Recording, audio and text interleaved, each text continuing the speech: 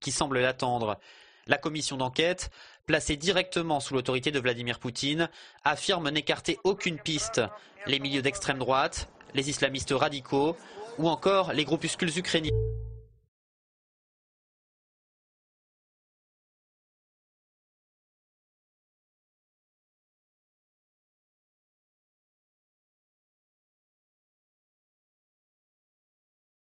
Une voiture qui semble l'intention de déstabiliser d'anciens membres de l'Union soviétique.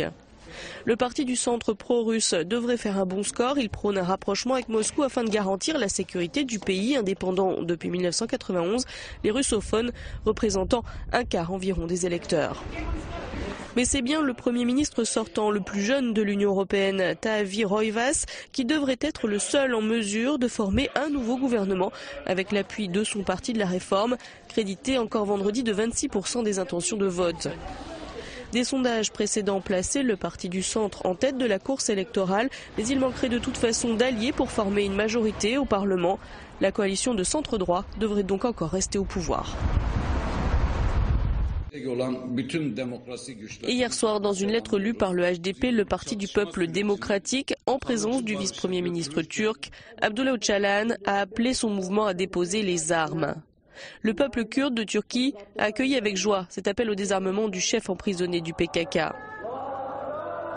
Le HDP a fait la navette entre la prison où Abdullah Öcalan est enfermé à vie et les chefs militaires du PKK avant de rendre public cet appel.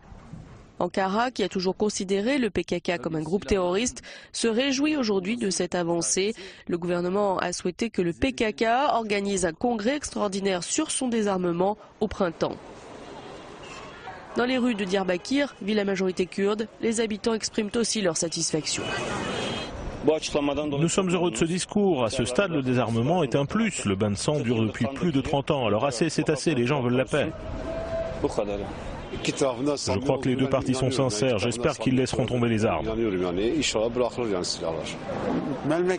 Ce serait tellement bien si les armes étaient laissées de côté. La paix prévaudrait et tout le monde vivrait en paix et ça créerait des opportunités d'emploi.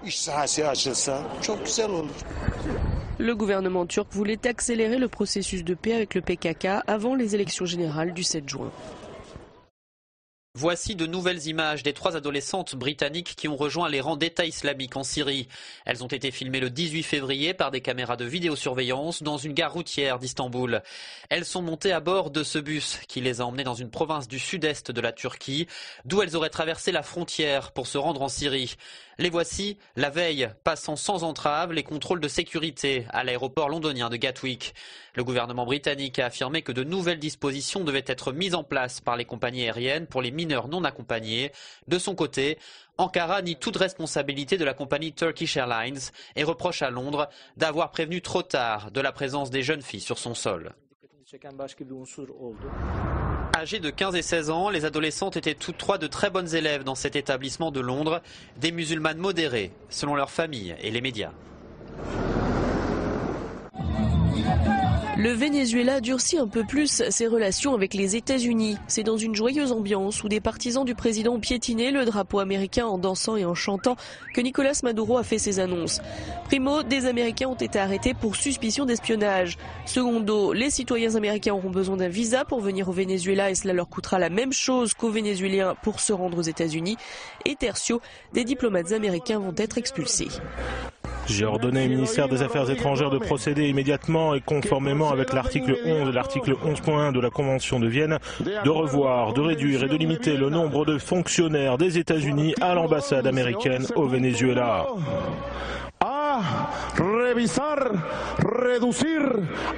Selon Maduro, il y a une centaine de diplomates américains au Venezuela, 17 diplomates vénézuéliens seulement aux États-Unis. Il faut donc rééquilibrer les choses. Ces annonces ont été vigoureusement saluées. La popularité de Nicolas Maduro est pourtant la plus basse depuis que les socialistes sont arrivés au pouvoir il y a 16 ans. Le gouvernement malien a signé dimanche un accord préliminaire de paix dans le nord du pays. Mais les rebelles Touaregs de l'Azawad ont eux réclamé plus de temps. À l'origine, ils réclament une structure fédérale. Le texte, issu d'une médiation des Nations Unies, cherche une solution aux insurrections qui affectent le nord du Mali depuis son indépendance.